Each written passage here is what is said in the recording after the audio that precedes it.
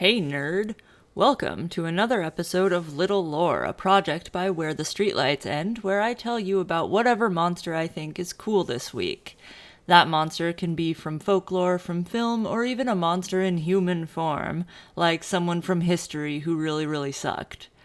Please like this video if you like this sort of thing, because it really helps me out. Subscribe if you want weekly videos about horror, dark history, folklore, and other spooky stuff, and comment below to join the conversation.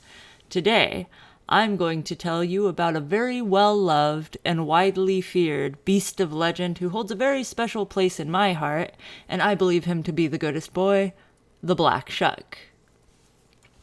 Aside from Dogman, in the Midwest of the United States, the most well-known demon dog in folklore may very well be the Black Shuck. Black Shuck is one of many names given to a terrifying canine specter who wanders the region of East Anglia. He has been sighted throughout much of the British Isles, and in fact many claim to have seen him all around the world. However, his legend originates, and his presence prevails, in eastern England. Black Shuck is his most often used name, but he goes by many. Old Shock, Old Shuck, or just Shuck. Commonly, he's referred to as simply the Black Dog. The great black beast, known as Shuck, is described as a huge, ghostly black dog with glowing eyes and thick, shaggy fur.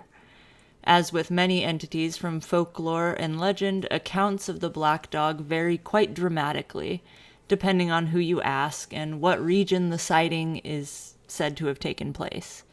His size, color, and the glowing of his eyes tend to be universal. There are a few different ways that his eyes have been described, however. Most often he has two, like normal.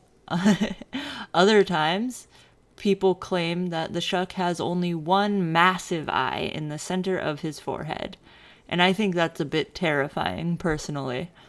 His eye, or eyes, whether he has one or two of them, are always glowing, but some claim that they glow red, while others claim that they're a bright yellow-green color. Some say that he's the size of a normal but very large domestic dog, and others have declared that he appeared to them the size of a horse. Regardless of the many different ways he presents himself to those who see him, people of all backgrounds have claimed to witness this canine specter countless times over the centuries. It is said that you don't often know that the black dog is coming until he appears before you. His footfalls make no sound at all, no matter what ground he treads upon. However, he can sometimes be heard from a distance as his howls echo through the night. Different sources describe his howl as either eerie, low, and haunting, or tremendous like the crash of thunder in the sky.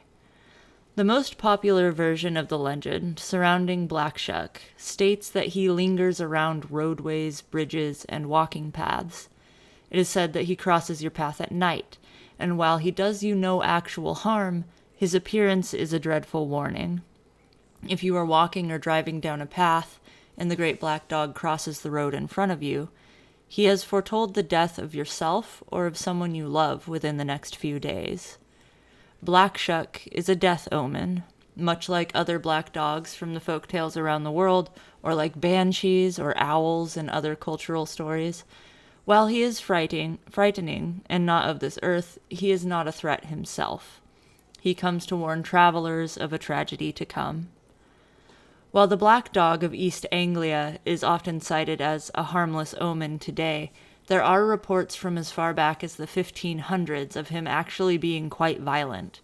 It is uncertain if the Black Dog from these old records is the same one that we see today, but the events I'm about to describe to you are attributed to our ethereal friend, the Black Shuck. The most well-documented records of Black Shuck terrorizing the countryside come from the year 1577. 2 churches experienced terrible encounters with the phantom dog on the same day, on August 4th, 1577. It is said that at the Holy Trinity Church in Blythburgh that day, the congregation within heard a loud clap of thunder, just as a massive black dog with glowing eyes burst through the door. The dog rushed through the building, passing by the full congregation until it made its way to the front, where it attacked and killed a man and a young boy before continuing to run through and out the side of the building. The tremendous force with which the demon dog crashed through the church caused the steeple to collapse down through the roof. He left the holy building in ruin, and where he crashed through the door, he left scorch marks in the wood, as if he had been on fire. That very same day, at St. Mary's Church in Bungay, I'm not sure if I'm pronouncing that right or if I've spelt it right, but it's another church called the St. Mary's Church. According to an account by a Reverend Abraham Fleming, a similar event, if not the exact same event, transpired there. He wrote, "This black dog, or the divil, in such an lineness, God he knoweth all who worketh all, running all along down the body of the church, with great swiftness and incredible haste among the people, in a visible form and shape, passed between two persons, as they were kneeling upon their knees, and occupied in prayer as it seemed, wrung the necks of them both, at one instant, clean backward, insomuch that even at a moment where they kneeled, they strangely died." That was his journal entry, or something that he had handwritten. So it's all spelt weird, like B-O-T-H-E for both, and clean is C-L-E-N-E. 1500s, you know what I'm saying? Anyway, brutal sounding, right? The scorch marks on the door of the church in Blythburgh are called the devil's fingerprints, and are allegedly still visible today. It is quite possible that in the case of these two churches and the fiery rampage of the Black Shuck, that records have been muddled, mingled, and confused. It would be very strange if the very same, very specific events occurred in two separate places on the same day, would it not?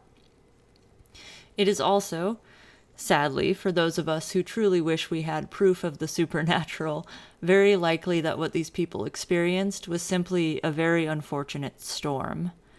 The sound of a loud crash like thunder, paired with scorch marks and the collapsed steeple, all point toward a lightning strike.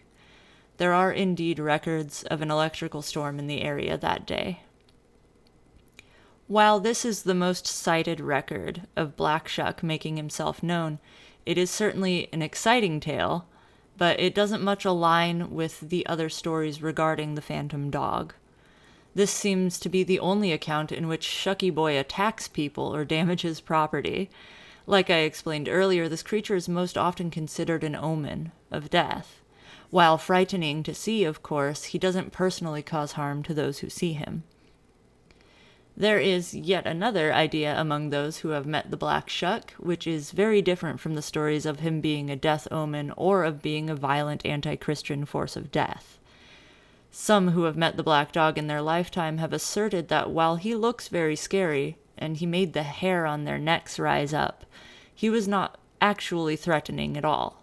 In fact, many women in particular have claimed that they found him to be a welcome companion on long walks through the night. People have seen him while walking alone, and although they have been shocked by his presence, they felt comfort in his companionship, as if he were there to protect them or guide them along their way. I like the idea of the Black Dog having more autonomy than simply existing for one purpose or another.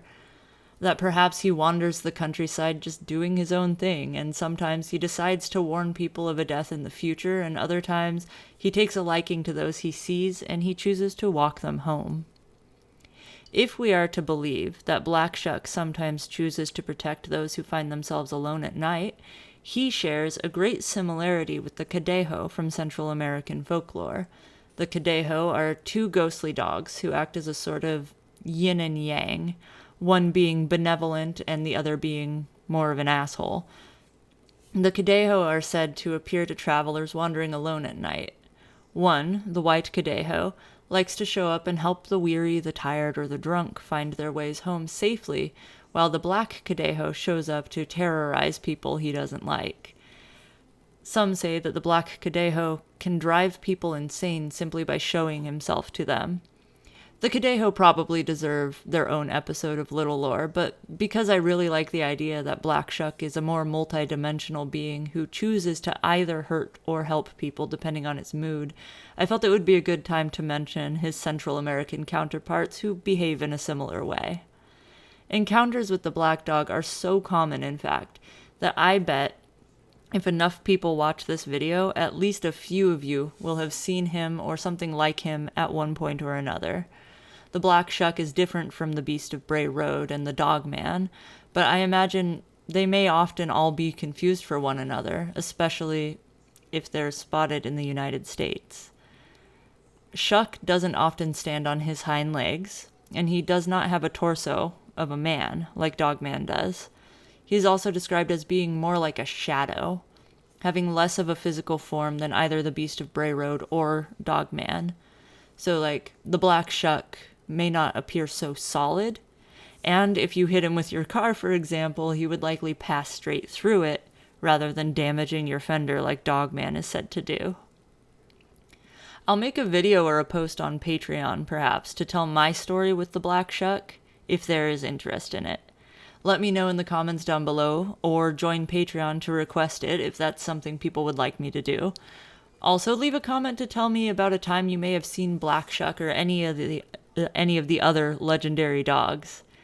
Give the video a like if you like what I do, and subscribe if you want to see more of my weird head talking about this weird stuff.